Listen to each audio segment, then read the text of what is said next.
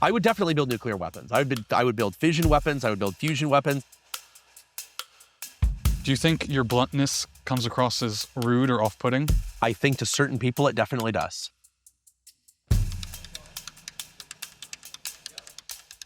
The next warfighting domain, before it's the moon, is the subterranean domain. And is it subterranean then the moon? Yeah, subterranean then the moon. Palmer Luckey, good to see you again, and welcome to the Axios Show. Thank you for having us on. You are the founder and figurehead of Anduril Industries, among the splashiest, fastest growing, most pro-autonomy and polarizing defense contractors on the planet, I would hazard. Wow, 7 descriptors. Yes, I'm big on adjectives. You have your haters, and you have your hot takes, so I'd like to lean into both if you're game. I am always game to lean into the things that make me polarizing. Fantastic. Describe for me Anduril in one quick sentence. Anduril is a defense product company that spends its own money designing, developing, and shipping tools that will save taxpayers hundreds of billions of dollars a year as we make tens of billions of dollars a year someday. Someday. We're not there yet. Describe to me the culture in one word. Effective. Why?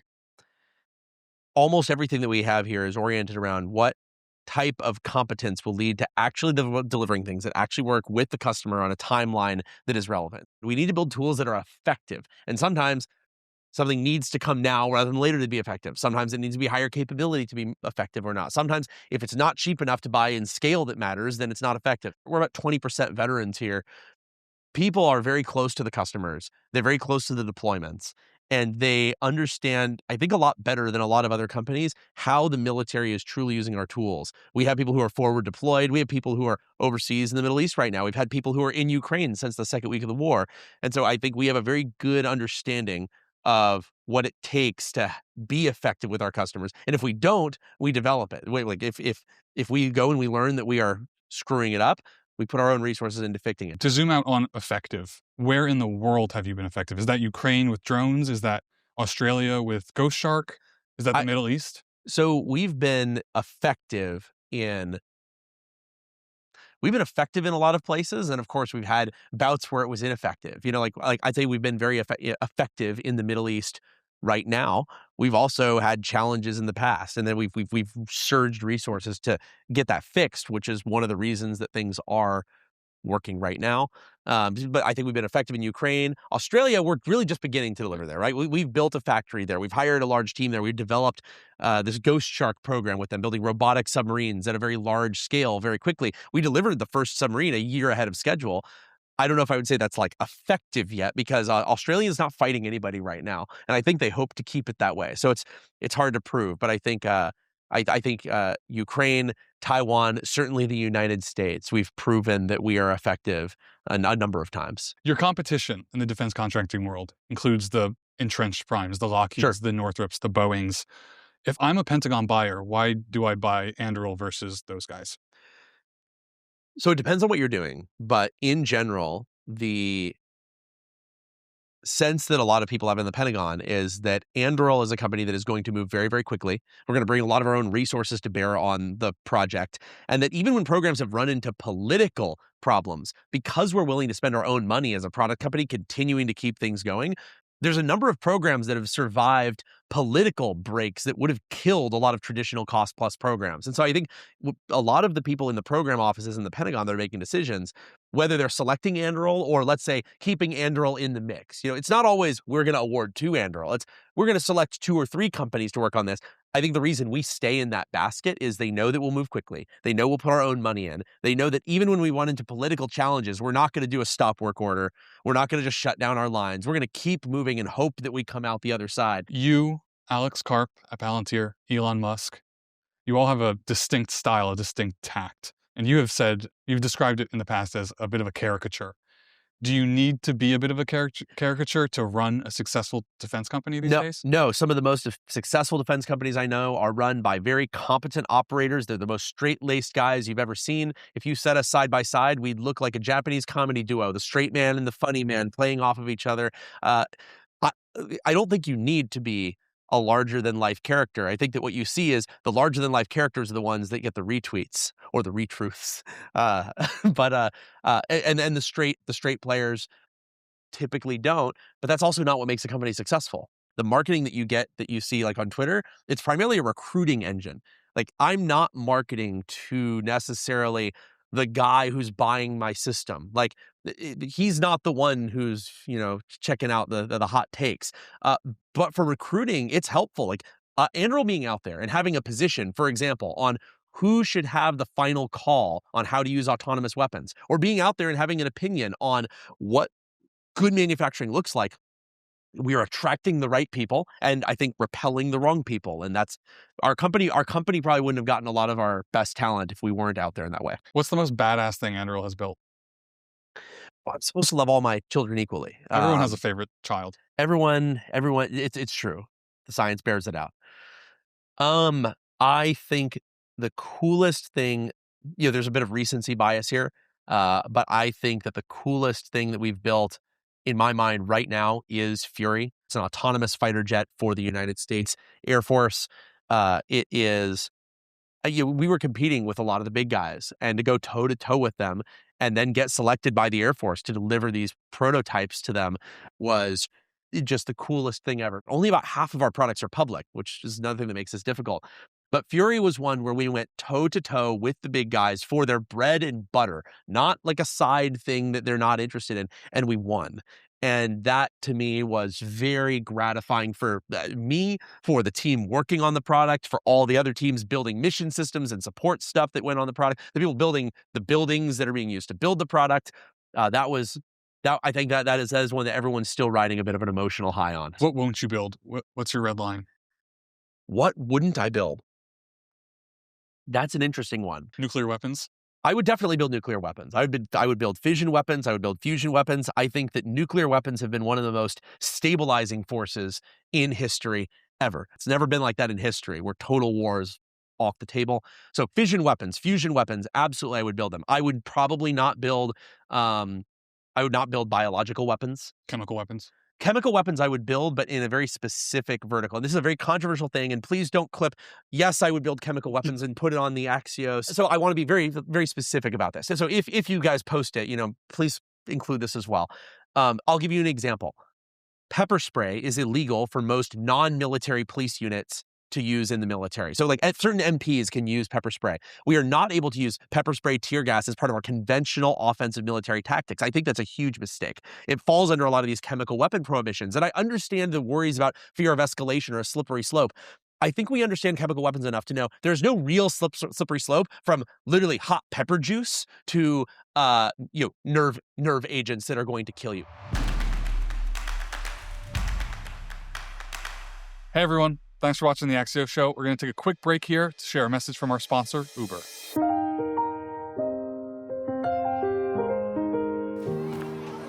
When it's not always raining, there'll be days like this. When there's no one complaining, You're good to me. there'll be days like this.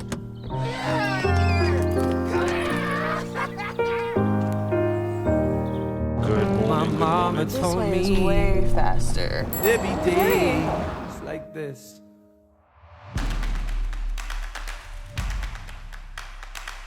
Do you think the Pentagon overstepped labeling the company a supply chain risk? I am of the mind that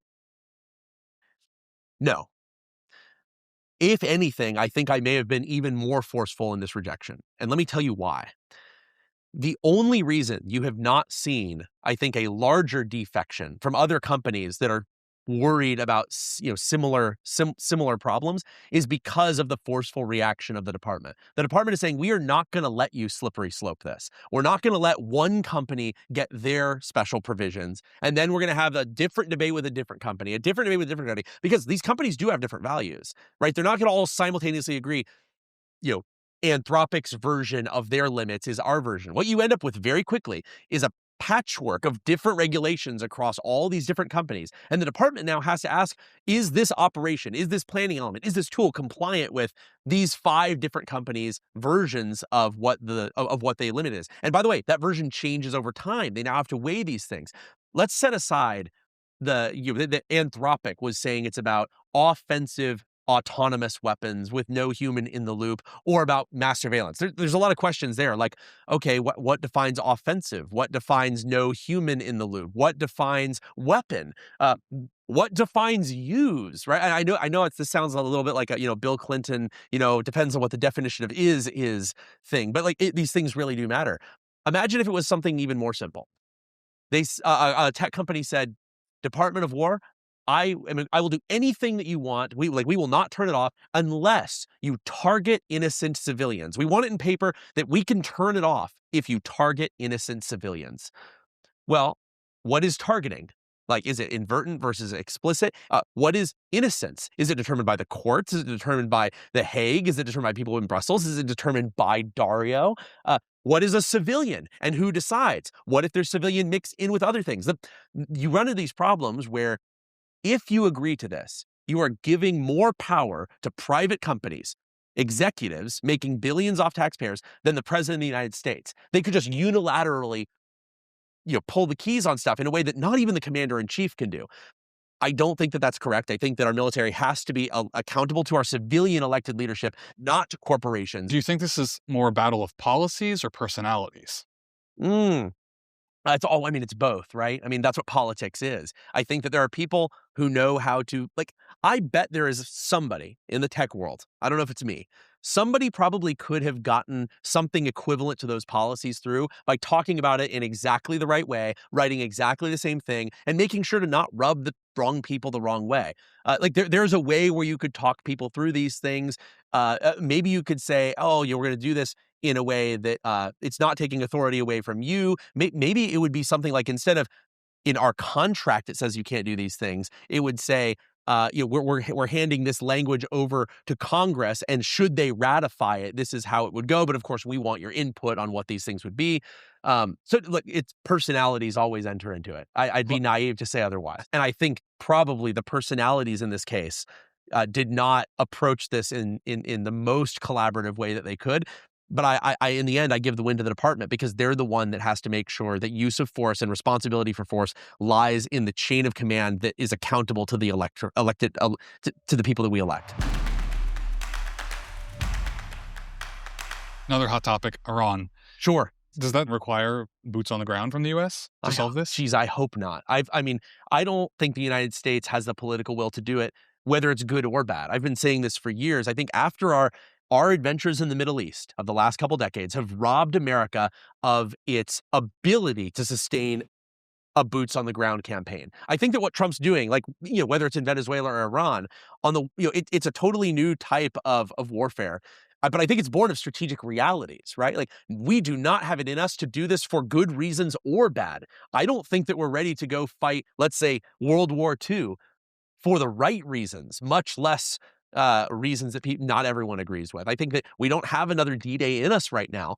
And I think that's actually a bit of a problem. I think that it means that even in a very important fight, we might not show up. But it's one of the reasons I've been saying the United States probably needs to transition from being the world police to being the world gun store. We need to give the people that work with us, who have a stronger stake in these interests than even we do, the tools that they need to defend themselves and hopefully align with U.S. interests.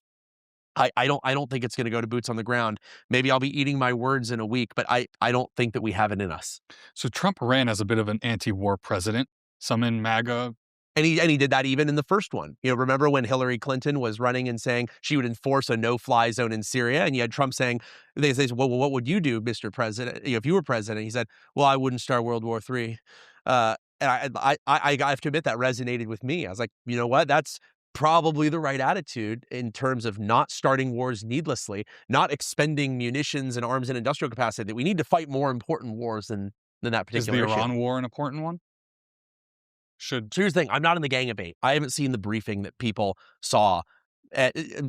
So far, you've had people saying, and whether it's Secretary Rubio or other people in Congress who were briefed, that there was an imminent threat to the United States, to not just servicemen, but also civilians.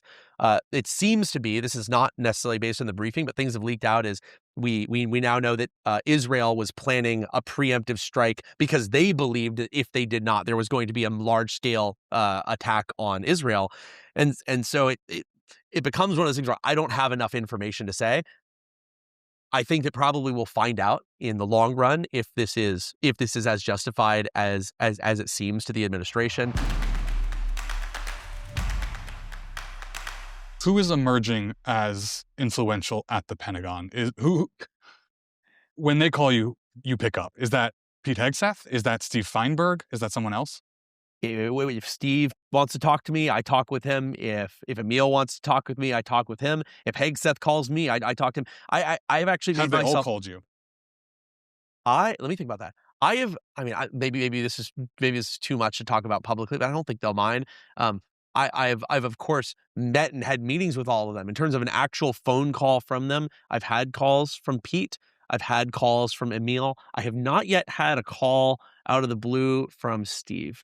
But look, these guys, I don't know if I would say they were like emerging as influential so much as they were appointed into these extremely influential roles. And so of course they're influential. They're the ones who are tasked with making these decisions.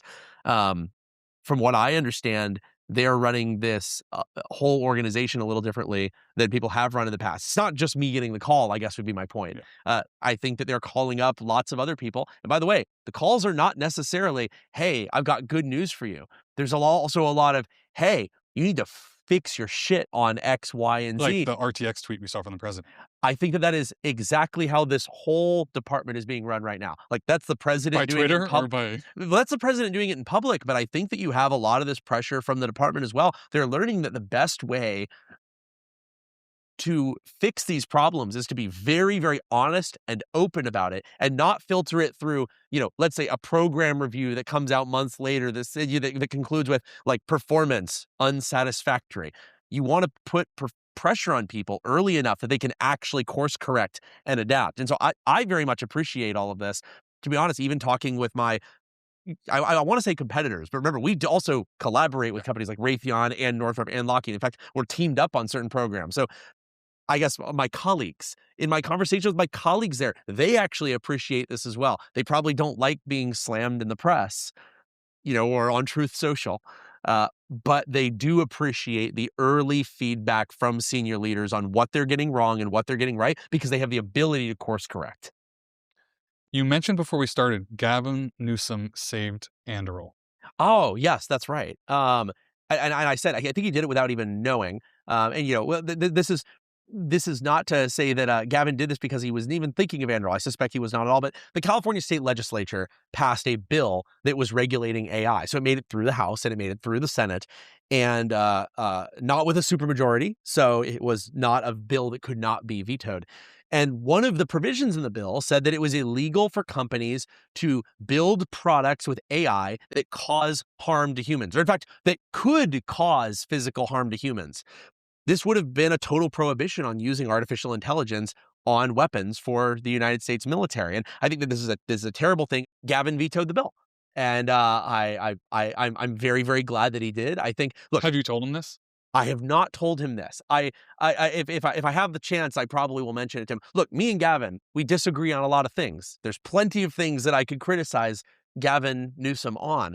But I will say, on the balance, he is not one of the crazy people, right? You can disagree with him very easily, but he is not someone who wants to tear down capital markets. He does not want our military to be the weakest military in the world. Like, he is generally a sane guy, and apparently more sane than most of our legislators who voted for that bill. What needs to happen before Anduril goes public? Word on the street is that you're raising $4 billion at $60 billion. We reported that the other day. I can tell you that that's not quite right, but I will tell you also that we are basically continuously talking to investors. As long as there are things that we think we can private capital to work on, building better tools, building better capacity, we're going to do it. Like our last round, we raised, how much did we raise? It was quite a bit of money. I forget. Yeah, billions. It was billions of dollars. we put most of that money into building Arsenal 1, which is this 5 million square foot production facility to build missiles, fighter jets, air defense systems, all kinds of things at this huge facility. And if we were raising right now, we'd be putting into basically exactly the same thing. So we need to massively scale up our capability. There's a huge number of things that we're making that are extremely relevant, and I cannot wait for the government to come, give me an order, give me money, then start building the factory, then train the people to build it, and then start building. On Arsenal 1, y'all said the production lines could go hot as soon as this July, a few months from now. Actually, they're going live in a matter of weeks. We're ahead of schedule. So I just came back from Ohio. We were doing our final site survey. We have our first main building. So we have our first main building done, about 1 million square feet, and we have the exterior work done on the second building. So that first line is actually going to be coming online in a matter of weeks. What's rolling off that line? We are making a variety of aircraft and missiles and other stuff. So like Barracuda and Fury? Barracuda is there. Fury is there. There's another aircraft that we're making there as well for a different. Look, this facility is making things for SOCOM, for the Army, for the Marine Corps, for the Air Force, and one other customer. I mean, like we already have the space all allocated to make all of these things. It's more slanted towards one customer than another in terms of square footage right now. But yeah, that's coming online in a matter of weeks, and we should be at full scale with that by. It'll probably be Q2 next year. Who's ahead in the AI race? US, China?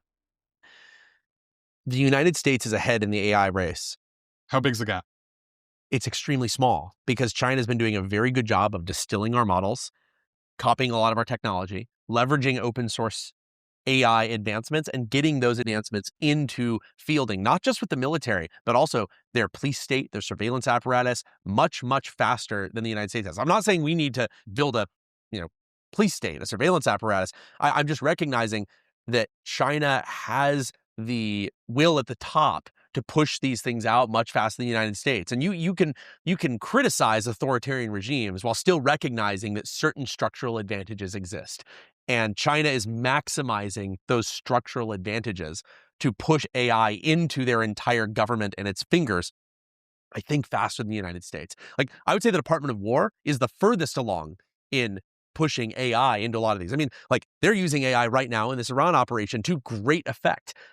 Try to name another part of government that is leveraging AI that effectively. Yeah, like the Department of War, and I think probably because you have personalities like Emil at in the lead, that's why they're leveraging it so quickly. I'm not putting down Trump's other appointees or the other departments, but in the bureaucracies particularly, you are not seeing Department of Agriculture using AI as effectively as the Department of War. You're certainly not seeing the Department of Education using it as effectively as they could. It's probably like Department of War, then maybe Department of Energy are probably the two that I would say are in the lead. You had Subterranean on your website. That's right. Went a bit viral the other week or month for talking about Subterranean capabilities. What are you guys planning? What are you up to? Anduril has working prototypes of subterranean systems that can deliver a variety of kinetic, electronic, and other effects. I've been talking about it louder and louder and louder because first, when I started talking about it before we had built anything years ago, everyone thought that I was crazy. And to be clear, the thing people thought was crazy is I said, I think the next warfighting domain, before it's the moon, is the subterranean domain. And is it subterranean then the moon? Yeah, subterranean than the moon. The moon is just going to take longer to become an actual warfighting domain. And I'd say it's not a domain when it's like a special weirdo little place where a few people might live. Like it needs to be a larger than that. Look, the United States and the Soviet Union both believed during the Cold War that the crust of the Earth would turn into a battle space, and that you would move people and machines and effects through fire and logistics chains using the crust of the Earth the same way that a submarine moves through the ocean. And I think that the thing that killed that dream isn't that we decided that it was impossible. It was that we won the Cold War, and we turned the spigot off on a lot of very, very interesting things. The difference now is that with the power of autonomy, you can now build these things much more cheaply, much, much, much lower risk. I've been talking louder and louder about this because when I talk about these things, it acts as a lighthouse that attracts all of the people. They say, wait, what's that over there? There's a guy who's doing this. And so I'm talking about it loudly to attract all the right people, the people who want to work on these problems, the people in government who need to solve these problems. And it's moving along slower than I would like because it seems so crazy. It isn't. Palmer, thanks for the time. Thank you so much. Lightning round? Let's do it. How long does it take to do your hair? You and me both. That's it. You unveiled Eagle Eye at AUSA in October. Does it have cat ears? I have seen the rumor, and I have to admit, there may have definitely been some consideration of that. Internally, we actually call them wolf ears. Okay. Last question. Might be your favorite. Is Yoko Taro the right person to reboot Evangelion? I have a lot of trust in Hideaki Anno and his judgment when it comes to the franchise. And if he believes it is the right choice, and he is notoriously protective of that intellectual property, that all the licenses of Evangelion have to be personally approved by him. I think that if he is okay with it, then so too must I. You a Nier fan? No, not really.